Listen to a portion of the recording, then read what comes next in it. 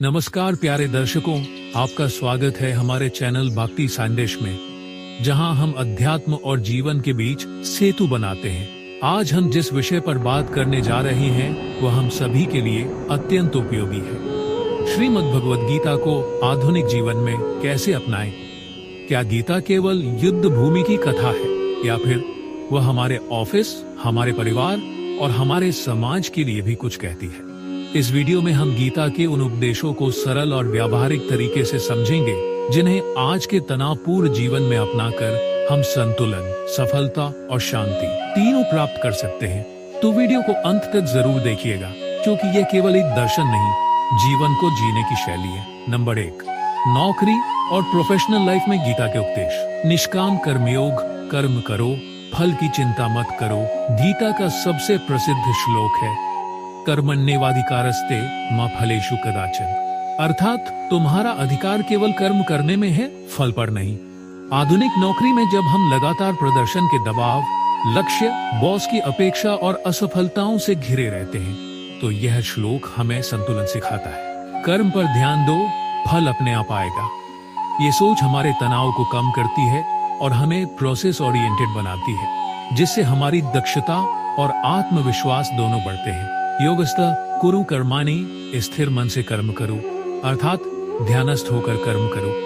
गीता कहती है कि जब तक मन विचलित है तब तक कोई भी निर्णय सही नहीं होता। ऑफिस में जब हम बहस, ईर्ष्या या जल्दबाजी में निर्णय लेते हैं तो गीता हमें चेतावनी देती है कि मन को पहले शांत करो, फिर कर्म में लगो। माइंडफुलनेस, इमोशनल इंटेलिजेंस और काम डिसीजन मेकिंग, ये सब गीता के उसी सिद्धांत पर आधारित है। नंबर 2, पारिवारिक जीवन में गीता का महत्व।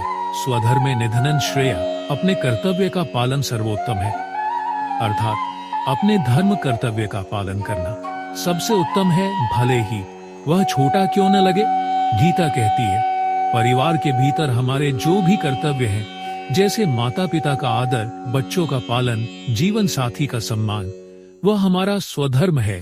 कई बार हम बाहर की दुनिया में सफल होने की दौड़ में अपने घर को नजरअंदाज कर देते हैं, लेकिन गीता हमें सिखाती है कि सबसे पहला कर्म क्षेत्र हमारा परिवार है। समत्वम योग उच्यते, समभाव ही योग है, अर्थात सुख दुख, लाभ हानि में सम रहने वाला ही सच्चा योगी है। रिश्तों में उतार चढ़ाव आते हैं, मतभेद होते हैं, पर गीता हमें सिखाती है रिस्पॉन्स करना सीखो, रिएक्शन नहीं। समत्व बनाए रखना ही गीता के अनुसार पारिवारिक शांति की कुंजी है।